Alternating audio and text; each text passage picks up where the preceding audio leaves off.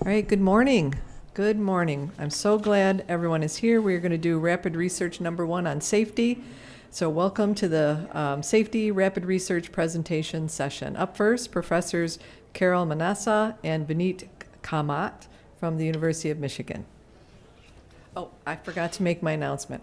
So please hold questions to the end of the presentation, and then I will bring a microphone for questions so that everyone online can hear as well. Whoop. Thank you, Debbie, for the introduction. We are really glad to have this opportunity to be here and present at this event. And I know there are many of you online watching us as well, so I definitely want to acknowledge you, even though I cannot see all of you. So we'll go through our presentation first, and then we'll be happy to answer several questions in the end. My name is Vineet Kamat. I'll get us started. Our project is titled COVERT, Cognitive Internet of Vulnerable Road Users in Traffic. I'll begin by giving an overview of the project, why we embarked on this direction of study. The main goal was to create what we called a beacon network of vulnerable road user elements with the intention of it someday scaling up to become part of a V2X architecture. And I'll be a little bit more specific in this overview. So our background is that vulnerable road users like e-bike riders, pedestrians, cyclists, and others often are at least one party to a crash or collision with all types of vehicles, particularly CAVs, which is a concern.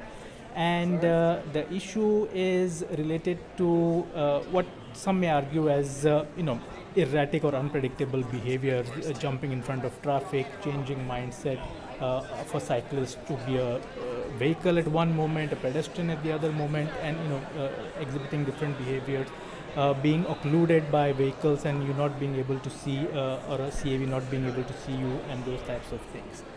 The general state of the art in tracking VRU elements in a V2X architecture is something that CCAT and UMTRI has promoted over the last several years, and that is vehicle-to-vehicle communication. So the idea is that if at least one connected vehicle can see a VRU and be able to position their trajectory in 3D space, perhaps it can be communicated to others, and you have a more connected network. What we have been trying to do is understand that even this concept has limitations, in the sense that not every area is covered by a set of connected vehicles, and at the same time, the more rural you get, you may have lesser nodes looking at VRU elements and everything else that is in between. So we wanted to propose something that makes VRUs themselves as beacons of their position and intent and trajectory, and explore whether this can become part of the V2X architecture in the future. So that's what we started out with. And the idea, of course, is that if we can treat each VRU as a broadcasting beacon of their intent and position and trajectory, and this can be tapped into V2X, then perhaps the entire fleet of CAVs can be aware of this knowledge and can use this for several safety critical applications. So that's like the bigger picture we wanted to start with upfront. While we are interested in all VRUs, e-bike riders, bicyclists, motorcyclists, etc., in the first stage of the research, we decided to focus on pedestrians. And this is like pointing a candle to the sun for this audience. Why pedestrians? Clearly, they are the most critical VRU groups who are at the receiving end in any kind of collisions involving vehicles.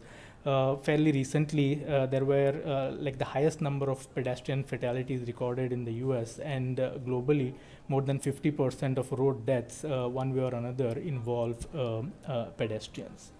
So in framing up a motivating case study, the main application or situation we wanted to talk about was related to pedestrian safety when crossing roads, right? And crossing roads either at signalized intersections or what we call a pedestrian crossing, or maybe crossing and taking chances like many people do around town on a day-to-day basis. And two types of situations were of particular interest to us. One are what we call blind spot situations, where a pedestrian may even have a right to cross and it's green, and or the local ordinance requires the vehicle to yield, but the vehicle simply doesn't see the pedestrian because of occlusions. And the other is unpredictable crossing initiation, where it's not really clear to either a human driver or the CAV what the intent of this person is, whether she's waiting to cross, waiting for the bus, just taking in the air. So it's not clear whether they've been waiting and they decide just before you show up to start crossing. So these types of things were considered critical, and that's why we started focusing on these two.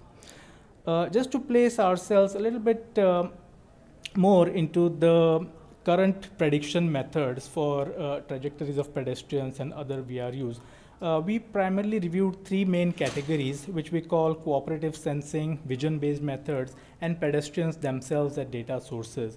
I'll just provide an overview of these so it becomes clear where we have situated our own work in this. Cooperative sensing is what I started out with as the current state of the art, where multiple agents in the connected environment have at least one eye on the situation or the intersection and can create a 3D map of the dynamic agents and relay that to other CAVs.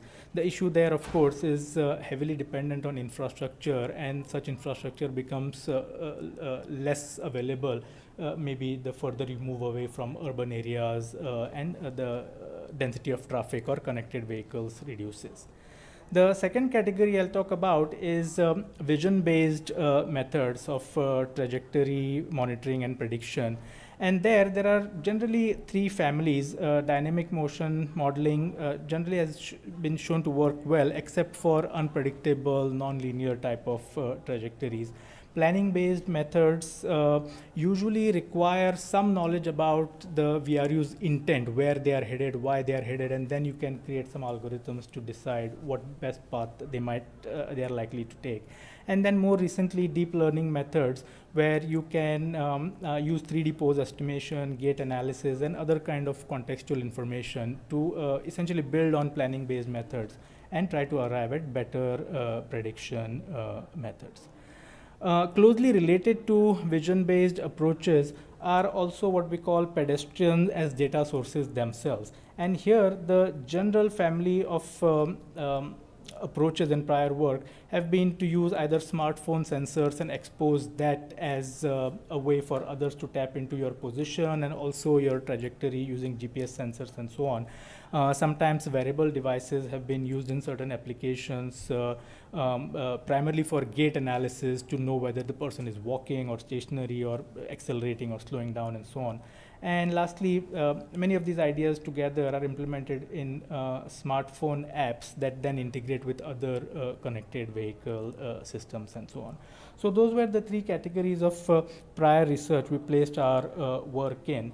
And in relation to all of these prior methods, our core concept that we wanted to attempt and differentiate was that VRUs not become passive sources of being monitored by some external method, like even their phone when they start moving, or a camera catches them when they start moving, but rather they become independent broadcasters, not only of their current trajectory once motion starts, but also future trajectory and intent. So more specifically, we were interested in understanding what is going on in the mind of a VRU before they start moving, and whether that intent can be captured ahead of time and decoded into some actionable information that potentially could then be transmitted to vehicles in the vicinity with the intent of reducing the severity of a crash or avoiding a crash altogether, right?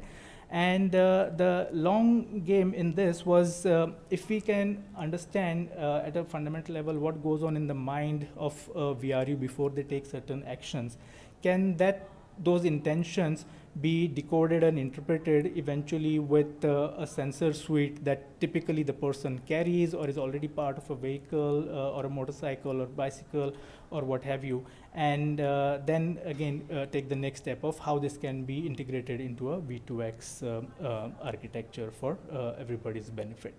So starting on the ground floor, therefore, to try and understand what goes on in the mind of a VRU before they take certain actions and before they start moving, we began by looking at neurophysiological sensors, and particularly neurological sensors using EEG.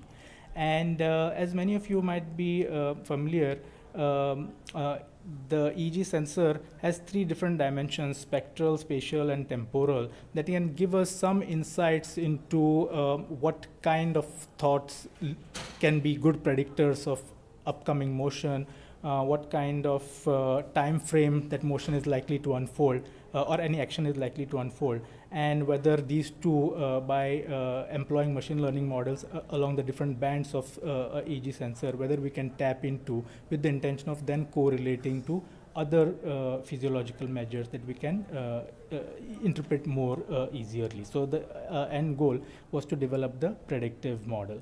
So I'll, at this point, invite my colleague, Professor Carol Menassa, to tell us a little bit more about the method we followed and where we are now. So. Thank you, Vineet. So just a quick summary. So what we are trying to do is, this was an exploratory study where we're trying to see if we can measure the intent of a VRU proactively using a wearable EEG sensor or electroencephalograph sensor. The main idea is that we are collecting brainwave signals from different locations of the brain, from the frontal cortical side and the rear side as well. And what we're trying to do is identify specific features in those signals that lead to the decision of crossing, and also the signals that lead to the crossing activity itself. Then for this particular study, we used machine learning to see based on these signals, which ones we would be able to use to capture, to be able to predict the neural modulators leading to crossing, the activity of crossing itself. In the big scheme of things, where we would like to position this research is obviously in proactive response, basically having the VRU being, like Vineet mentioned, a beacon that sends a signal. Even we expect that within few seconds of them taking the crossing decision, that might make a difference in terms of their safety and the safety of the vehicles on the road. So in this exploratory study, what we did is we developed an experiment. The experiment consisted of these 5 scenarios that you see on the right-hand side of the slide. 3 of those scenarios involved almost jaywalking, so somebody crossing without a signalized crossing or at an intersection. And within those 3, you can see the traffic density and the traffic speed changed to acknowledge that sometimes a person might be crossing an empty road, which is an easy decision to do, versus having to cross where there is significant traffic.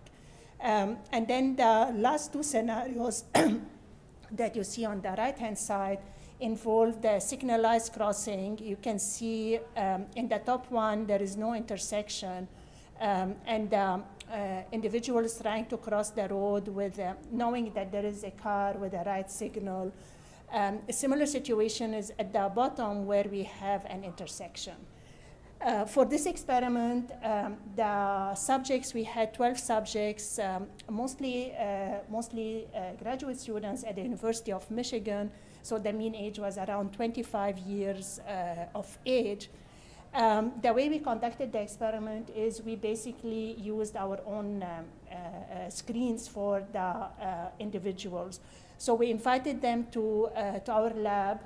After all the preparatory instructions, we provided them with these 5 scenarios with the EEG signal, with the EEG sensor on their heads.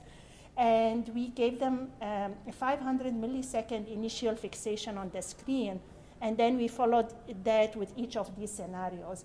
And basically, we allowed them as much time to determine when they felt it was safe to cross. And when they initiated the crossing, they would just press on a button on the computer. So we realized this is slightly more simplified version of what the reality, but we wanted to do this as an initial proof of concept associated with this study. So the EG signals, the first step in doing this is doing the time frequency analysis. So we had to use methods, particularly the fast Fourier transform method, whereby we transform the EG signals from time domain into the frequency domain. And typically, using neurological studies, those frequency domains consisted of the ones that you see at the bottom over there. So theta, alpha, beta, low beta, high beta, and gamma were extracted. So this is preparation of the data that we, initial preparation of the data that we have collected. And then using this data, you can imagine the size of the data is very significant. So we had to do a dimensionality reduction. So basically, we used principal component analysis to identify 5 main dimensions in the data that we use for further analysis. Using this information, next step was for us to use the hidden Markov model, and I'll talk more about that in a moment. But basically, we wanted to identify the cognitive stages that lead from exploring the environment into the decision to cross. And then we used the KNN classifiers and time dynamic warping to predict, using some of the identified cognitive signals, to be able to see if we are able to predict the action of crossing before it occurs. So just to give you an idea, across the 5 traffic scenarios that we had, this was the response time. So basically how much it took the person from the time they saw the scenario to the time they decided that it is safe for them to cross, to do that. So it's not surprising that the one with the busy traffic, the high-speed traffic, and no intersection took the subjects the highest amount of time to cross. But also we found that at signalized intersections, even when the car with the intention to turn right, they could see the signal and the intention to turn right, that also took them some more time to make the decision. And that's basically because we after talking to them after the experiment, they were trying to decide, is the car going to move, not to move, etc. So that's why we see also some larger time at in the last 2 scenarios over there. So to move forward in terms of analyzing the data, we wanted to base this on the perception action model. Basically, the perception action model states that typically an individual, before they make a decision or take an action, they go through these 4 stages that you see at the center of the graph. So perception, evidence accumulation, decision resolution, and action execution. How this translates into our experiment and our scenario. So in the first stage, typically a person is looking at cues in the environment. So in this case, they're looking at how many cars there are, how fast the cars are going, if there is a car giving a signal, etc. The next stage would be evidence accumulation. So they're gathering and processing relevant information that would help them to move into that third stage, which is the decision resolution. So basically, based on the accumulated data, they assess the risk, and they determine whether they want to go ahead and cross. And the last action would be to initiate the crossing. As you can imagine, all of these things sometimes happen within a few seconds of the initiating the decision process. So for the analysis that we did, so we using the data from the EG signal and these 4 stages, what we have found is that for the 12 subjects, there was significant differences in EG power across the cognitive stages. And most of those were associated with the frontal part of the brain. And you can see there on the right-hand side, the frontal theta or the F7. So this represents the location of the EEG nodes that were placed on the brain. So for the first stage of the, where we are perceiving the environment, getting cues for the environment, we saw strong signal with the frontal theta F7, which is associated with working memory. For the second stage, we found a significant difference with the frontal alpha, which was associated with information processing, followed by the frontal beta, which is associated with sustained attention. And last one, which we wanted to use further for our machine learning model, was the frontal gamma, which was basically associated with decision initiation or integration or starting the decision. So moving forward, we used that last one, the F4 gamma, as our initial,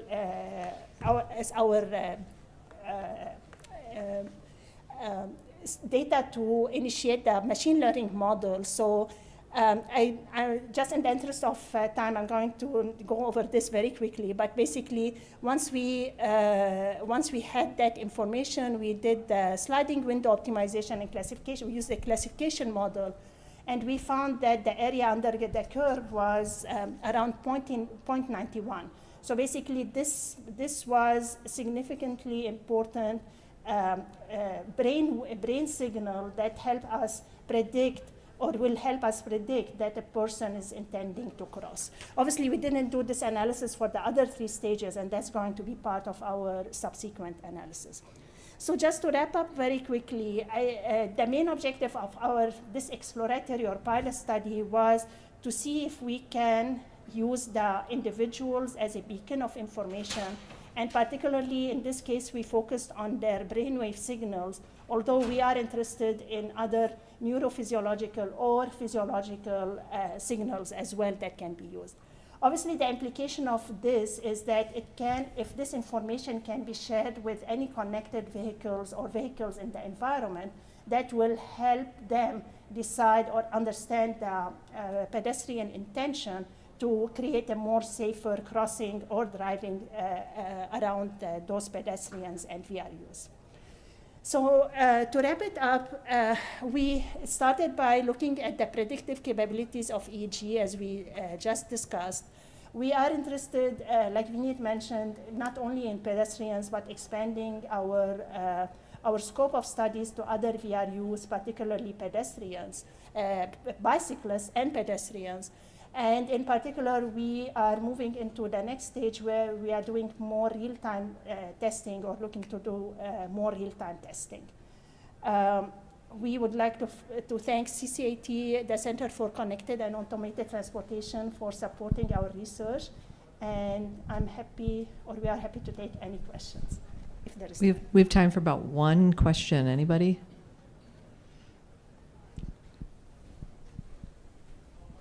No. We'll do two. All this assumes that the pedestrian is just looking at the road before they cross. If you're a U of M student and you're crossing State Street, you don't have to look. You get the right of way.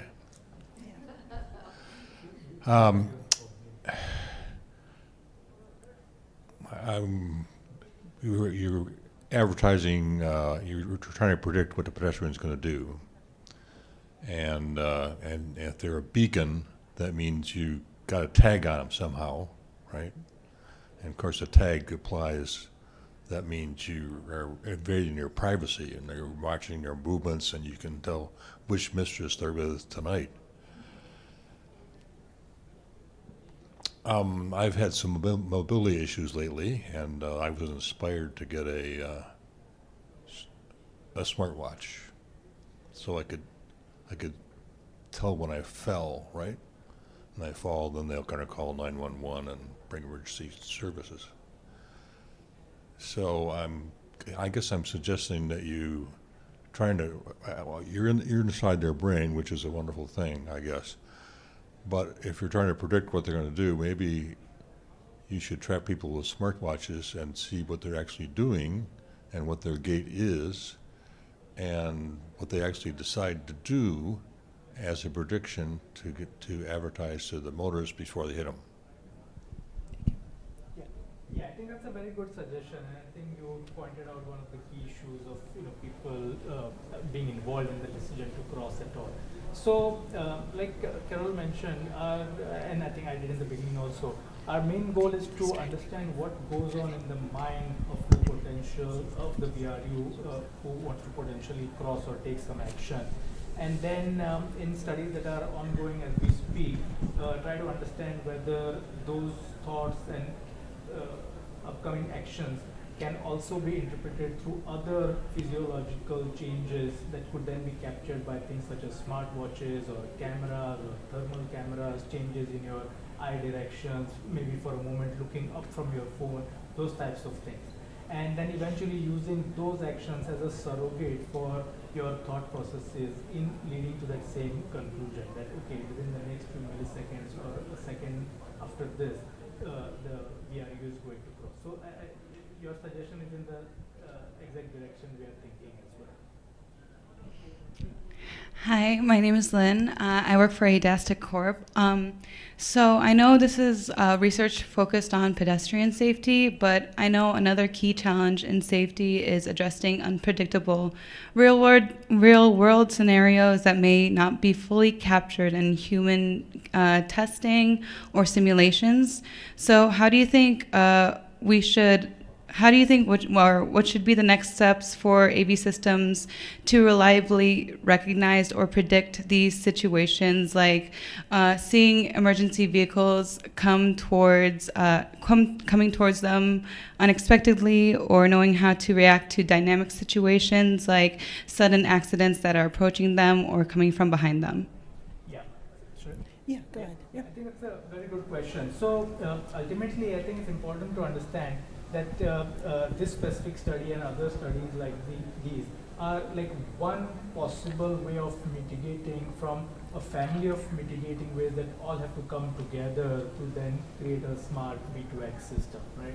So it's hard to imagine that just from the kind of analysis we presented here, we might be able to very cleanly and easily avoid any kind of accident and so on and so forth. So the ability to predict your intended motion has to be combined with all other existing state-of-the-art methods, including motion tracking, having connected vehicles looking at the same VRUs and so on. So a study like this and a method like this is just one more data source to create that intelligent system where it's essentially a real-time digital twin of all entities in the system. So it's not intended to replace anything but become part of this V2X architecture. So all the things you mentioned have to still come together in light of a option like this. So that's our perspective. Thank you.